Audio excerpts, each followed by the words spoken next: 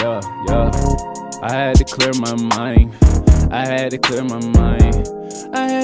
mind. Smoking on a stogie. Hey guys, welcome to Sucka Free Stogie Show. Today we have a special guest with us. We've got DJ Maseo, the one and only from De La Soul. If you don't know, go and check him out. Go follow him. Find out everything there is to know about one of the forefathers that I would say that are out. That's out there. So you hear that? Four uncle. You're a four uncle. Yeah. He's a four uncle. I'm taking you back. Man. See, I'm aging that great, not that far back. But I was gonna say, just in that group sense. But so since you jumped in and said four uncle, tell us what that's like to consider yourself, to even be in a place where you consider yourself a four uncle. It's a very surreal position to be in. Okay. I never thought, I never thought the genre would even had last this long. Right. Based on the different obstacles that even took just to be a part of the music fabric, But it's a blessing that it's a blessing that the genre carried on this far, and that I've been able to participate and be considered one of the four uncles. One of the four uncles. Four uncles. Yeah. So it's really cool to have you here because you're here with the Experience Acid, and they're sponsoring this show for us today. No doubt. So I have so many questions because I felt like that little short bio you just gave of yourself just opened up like a ton of questions. So even when you got into this business, like what did you think? Like, oh, I'm just gonna do this and it'll be cool if it does something, but really right now I'm doing it for like the love of the music. When I got in, I was really young. Yeah. It was I was 17. So it was about the girls. Nah, it wasn't even about that because I was getting girls before that. All right. Yeah. So make that clear. Make that clear. I got it. Not to be like, a baby whore or anything like that. Right. But I saw some oats well before record. Okay. All right. So you say you was in high school? I was in high school. Wow. I was in Amityville High School at the time. About 16, 17 when I embarked upon the opportunity to make a record. Mm-hmm. All I cared about was making one song, really. Okay. Well, let's call it a single where it was like an A-side, B-side. Okay. That's all it was really presenting at the time. Okay. Especially when you learned, like my era, we learned early on there wasn't no money in this business. Right. Where there was a lot of lessons to be learned at that moment in time based on the forefathers going through what they went through. Mm-hmm. So it didn't really seem too promising from an economic standpoint. It just was something that we all really loved that we were doing, and we truly loved it. You dreamt of creating success for yourself where you made money and be able to buy houses and cars and things like that, but was very realistic about just wanting the one opportunity just to make that song, get some neighborhood love. And right. I think the other two guys, they were pretty much already off to college. Okay. I was on my way to the military. But the opportunity kept coming back. The blessing kept coming back. So it went more towards the dream than plan B to make something of myself. So, go ahead. No, so Mace, well, first of all, I want to thank you for being on Sucka Free Stogie Show, because this is probably, to me, the dopest cigar lifestyle show that's out there on podcasts and on It's YouTube. Bougetto, baby. It's Bougetto. Oh, I love to hear that. You know what I'm saying? It's like bougie and ghetto at the same there time. it is. That's it. So I say that all real the time. cats on the come up. That's what we're doing. That's what we're doing right now. I love it. That's what we're doing right now. So now I got some questions. I gotta get into like some. We got some people in the building. Our other executive producers just walked in. But I gotta ask you, like, and I gotta go forward right now, and then I'll go backwards. Mm-hmm. I felt like a pack in a bag. You was with President Obama and Michelle, like, like, what was that experience like? First of all, I want to know, like, when you got in, did they pat you down? Like what was security like? I know it's security like at a hip hop show, but what was security like at the president's house? Security's not security. It's First off, it's Secret Service. it's another level because they're called something else. Okay. You know. Yeah. It's Secret Service. Secret Service. Service. Okay. You know. All right. So there's a protocol you already adhere to before you even come. Right. They send you a letter Oh. of what to expect. Right. So there's not much talking. Okay. You just know. Either you belong or you don't. Right. You know, there's no my cousins and them are gonna get me in. Right. My You man know, is with me. Can my you man just at come the in? back door. You know, can you get me on the guest list or something? No. Nah, ain't none of that. Right. Ain't even a host. Right. I have me a host at the door and all that. Nah, ain't none of that. So You what come was with that? your credentials. Right. If you don't have your credentials, then it's time for a spot check. Oh wow. You know, Okay. and then you better belong. Okay. You just better belong. Okay. So once we got past that process, which took about a half hour to get through, Thorough. you know, once we got through that, then it was coming up to the White House. Right. Like, oh wow. Right. So is this like a gate check? I'm actually at this Like a building. gate check. Yeah, this is a gate check. It's a gate check. Before Okay. you actually drive up to the Gotcha. house. Yeah, yeah. Okay. You know? And when we actually got up to the house, I was like, oh, snap. Right. Oh, shit, we here, the White House. Wow. Yeah. And then Yeah. as we going through the door, everybody had to give up their cell phones, put in this little brown paper bag, and you got it back at the end of the A little night. lunch bag. Yeah. Okay. Yeah. They did all that, selfie, any kind of recording. Right. Only one I think it was really special to have his phone up in there was Usher. Oh, word. That Now, was like me too. why was that? Did they say? Or they ain't really say? Usher really close friends with the Obamas. Okay. He really close. He been in the White House since he got inaugurated the first time around. Okay. Yeah. So they have a They're not really relationship. worried about it. And Usher as a mega pop star, he been going to the White House since the Clintons. You know what I'm saying? Yeah. So, Yeah. So he's not new to yeah, it. he's not new to the program. Okay. Yeah, I feel almost like third party. Like Shit, I'm nah, almost. that's crazy. Yeah. It was awesome. another very surreal moment. Like, you know, I hate keep using that word. No, But if it fits. But it is what it is. It's like I didn't never think I would even be in that situation. Position. Right. Especially coming from where I come from with all of this. Right. You know, and I really felt like, especially for the performance, like I could truly say hip hop was in the White House. Was in the White House. You know, hip hop was. I mean, the White House was the Black House for one good night. Right. You know what I'm saying? Literally, Literally. the Black House. That's. I mean, D Nice was the DJ at the after party. Oh, so D Nice spin. Killed it. D Nice killed it too. Like the records that I heard came. I mean, I had to sit down for a moment just to take it all in, while all these people were partying in the East Wing. I think it was the East Wing, and it was just amazing. It was amazing. You know, I still trip now I because it would was just imagine it was so. really still not that long ago. It was what? Couple. No, that was couple November. months. Like Yeah, October. yeah. October. It was like October. It was October. They aired it in November. Right. Okay. Yeah. I got so, you. You know, the show was great. Like, come on, it was us, Belle Biv DeVoe, The Roots. Like a who's who. It was, you know, Joe Scott. Yeah. It was pretty much everybody who performed in that White House, right up to the very end of their very last party, is people who've been in their playlist. Okay. Oh. So That's nice now. I felt honored to be a request Right. of the president and the first lady. Yeah. And they wanted to hear those specific songs. They looked like they had, You know like what they I mean? had a Like, ball. They they were had a good time. totally Like- involved and engaged. We did The Business, which is the Right, B side. I was wondering. I heard. You know, they knew that song. And Obama wanted that. Like Barack. Wow, that's he a wanted- request. That's a he major wanted that. request. They both wanted Buddy, and they both wanted Me, Myself, and I. Wow. But he really wanted. He said he either wanted Stakes is High or The Business.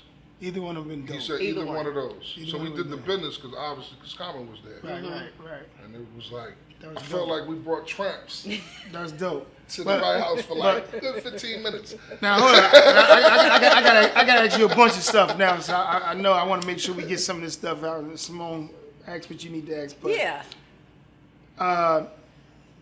3 feet high and rising. Mm-hmm. Where the fuck did y'all come up with the samples, like the music that y'all picked for that album? Like, how did y'all come up with those, like the Turtles, and like how did that, you know what I'm saying? Like, how did y'all even come up with some of those? A lot of that stuff was mostly, a lot of that first album was record collections of our parents, uncles, fathers, mothers. What you grew up hearing. What we grew up. You know, I had a very big funk, soul, Caribbean influence around my household. You know, I know Dave around his household, it was like a lot of folk music as well as much as it was reggae, but it was a lot of folk music, pop music, you know. His family was like into a lot of different stuff, like Johnny Cash, country music, and all of that. Okay. That's where the Johnny Cash influence came from to even get the title of the album. Oh, You know, 3 feet rise. Because that was what I was wondering. Where did you get it was like from a those Johnny titles? Cash record. Okay. And then Pops on the other end, Interesting. like his family, you know, gospel, funk, soul, you know. And I could say also, for him especially at that time, you know, I think that was an era of MCs really knowing what they wanted to rhyme to. Being very involved in the music is why you was able to hear a lot of different styles meshing with the music, because they actually put a lot of time in being involved in the production, if not produced their own music. Gotcha. Like Q-Tip is a great producer. You Right. know what I'm saying? Yeah. So there was a Tribe. great time Shout out to when the Tribe. rappers were producers as well. Like Greg Nice was a Right. producer. You know what I'm saying? So they had a very good instrumental knack of how to marry music and lyrics, you know, which you don't see a lot of that today. No. Like everybody got designated positions. Right. You know, the producer's the producer, the DJ's the DJ, You can't the kinda rapper's cross the over. rapper, and everybody's staying in their role. You know, Right. so it's like pretty much like a manufactured microwave system. You know, which it kind of takes away from the dynamics of how you can make a record. You know, Got a really you. great record, I should say. So, let me ask you, of all, when you look back at all the work that you've done, what do you think? What, I guess you wouldn't have to think. What is your favorite? I would say album. My favorite album probably would be Balloon Mind State, I love that album. which is the least selling record.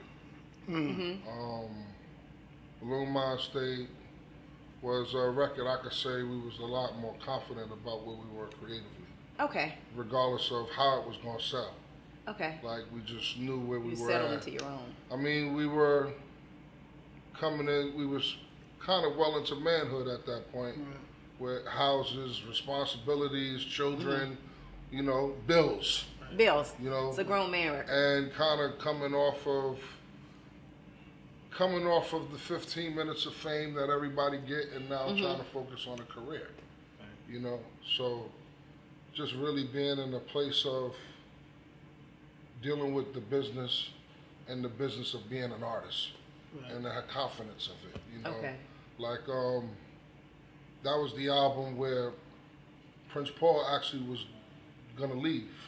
Well, we insisted that Paul still stick around, but it was a record that we were actually really more prevalent as individuals, recording, like producing records. Like we were, like I was solely producing a record by myself.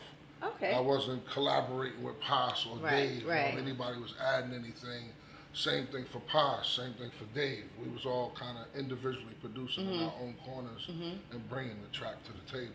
Where prior material, we would bring the skeleton, Right. and everybody would build on it. Okay. Yeah, And I think y'all had Maseo Parker on that. Was we had Maceo Parker, Pee Wee Ellis and Fred Wesley, the original. Freddie Wesley, yeah. Original horn Horn and section horns. for the JBs. For the And then James also Brown. Funkadelics, Parliament Funkadelics. Parliament Funkadelic. Yeah.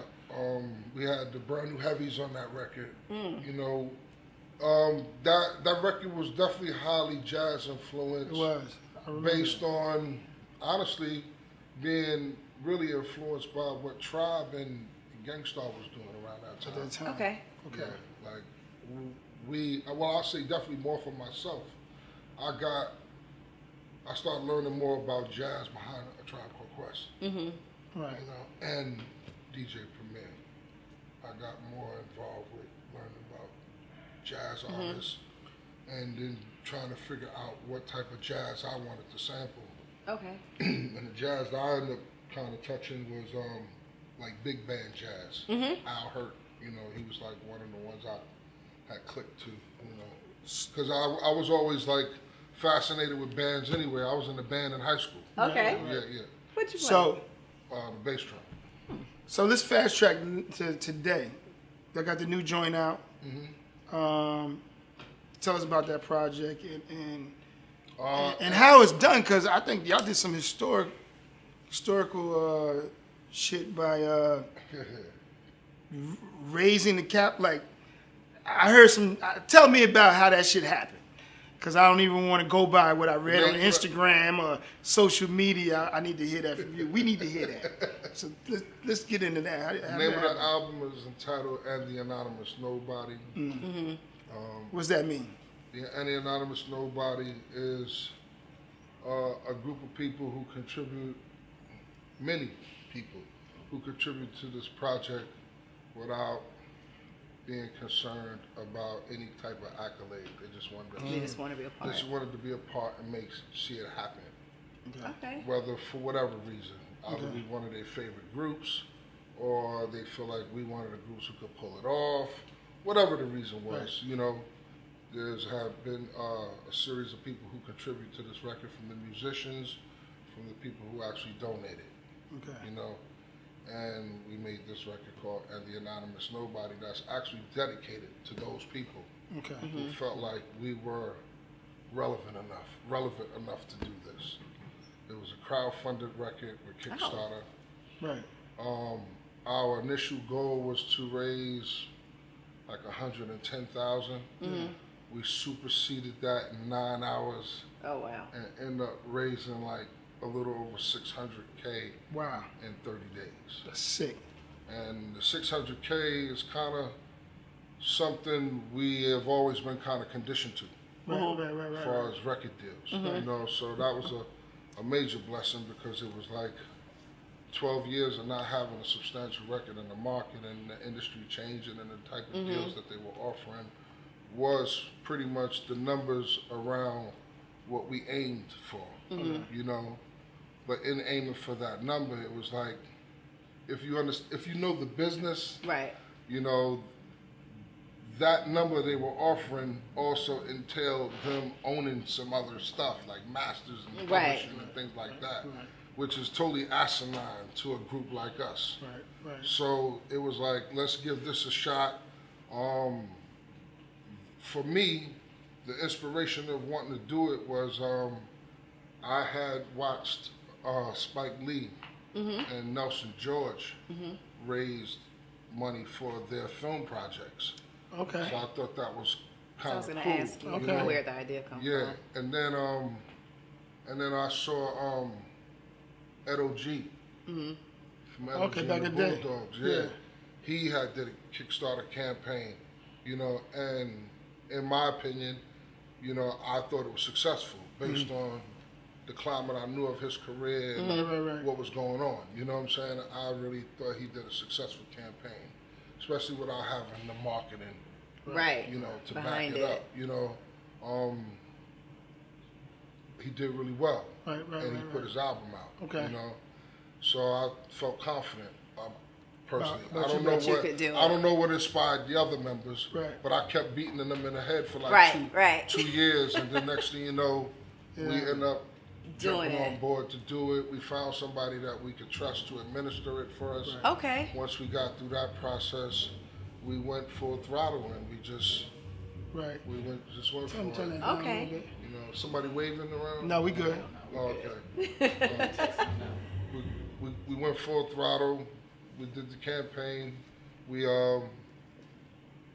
gave a lot away. You know, prior to the campaign and during the campaign, if you kind of go through, you know, those who watching at home, Right. if you actually go through the Kickstarter report, you can actually see And where is that? what we did. Go to Kickstarter.com. It's just Kickstarter.com. Yeah, because behind what we achieve, I think that's one of the main.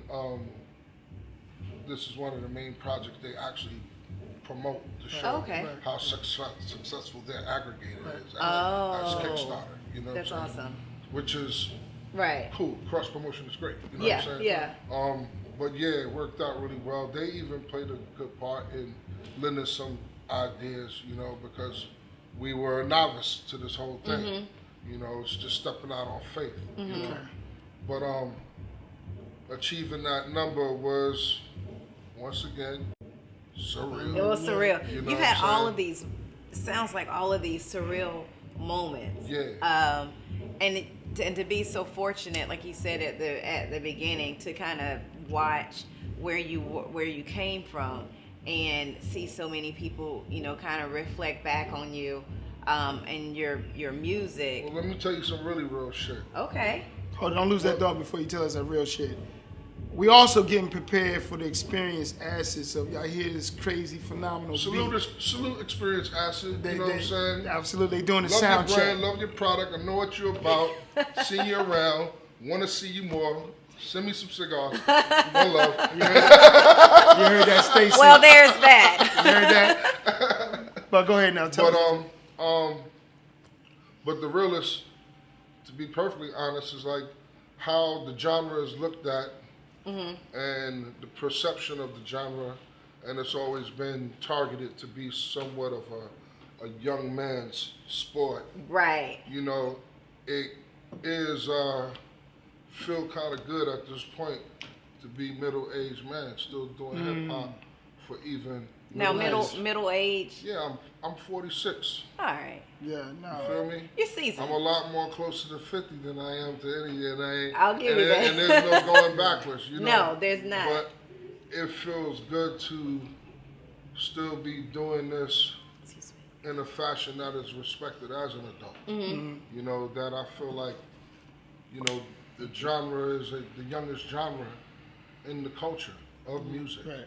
You know, there's still room for it to grow, and it's not just for young people. Right. You know, there's been a significant amount of people who actually grew up with hip hop, Right. and Yeah. there's room for it to be, you know, for it to coexist with what the youth are listening to. You know, no different than every other genre. You know, Right. R&B has one thing. You know, here room it for is. everybody. Whatever the new artist is in R&B doing their thing is doing their thing, but we still have honor and respect for the greats and the classic. Well, we need to continue to have that in hip hop. And it seems And like same thing goes for rock and roll. Yeah. Right. You know what I'm saying?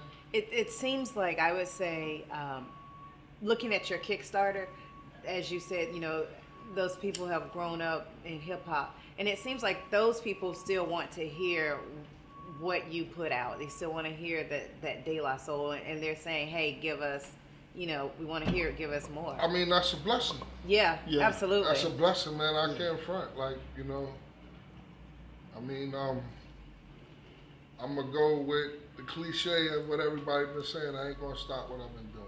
Yeah, Right. no. But You know.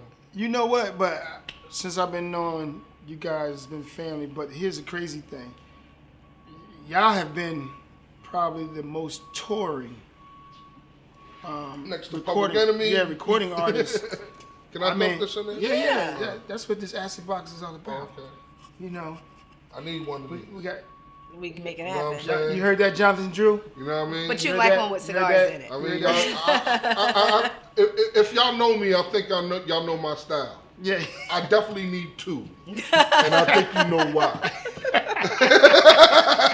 Okay. You know, we got the acid cigarillos later on at the Experience Acid with Maseo later on. So we're we definitely gonna have a bunch of those. All right. But touring, man, what's crazy is I had the opportunity to go on the road with y'all back in the day, and Yes, you have. Oh, this sounds like some stories. no, but you okay. won't get No, too you many. know, what do y'all do, man? yeah. You know, this is my OG. Yeah. You know I what I'm remember it was saying? young. You know, But you know, so don't be trying to get too much information. No, but it for me it was a great experience because that's my first time getting a passport. Okay. You know, and then you guys traveling UK, Australia. I remember Perth, Japan, Portugal, Spain, everywhere, and for y'all it's like nothing now. It's like home. It's like home. kind of, sort of. It's like home. Yeah. Like, I got real comfortable living in the world. Yeah, with all the ups and downs and the risky things that, you know, that's even taking place now with politics and all of that. And, you know, hate being at an all-time high. Like, I'm kind of we've been dealing with that. Yeah. I remember one time. We've been dealing with that. And got comfortable with pivoting around it. Just Got comfortable. I remember we was in Ireland. Yeah. This was in the early 90s. They was walking around with machine guns in the airport in the early 90s. That's crazy. So here in the U.S., this is unfortunately a big deal. But in the early 90s, they was walking around with machine guns in Cultural. London at the airports. I mean, even in Japan early on, when they all had the army bases and all that, the marine bases set up around Japan, you know, which they don't even have machine guns in the airport like we do now. You know what I'm saying? But yeah, It's crazy. Yeah. What? So they're waving at us to rap. Oh, they're waving at us to rap. We was ignoring y'all. We were ignoring you, and I was like, I see you. Make sure y'all add that in there. We was ignoring y'all.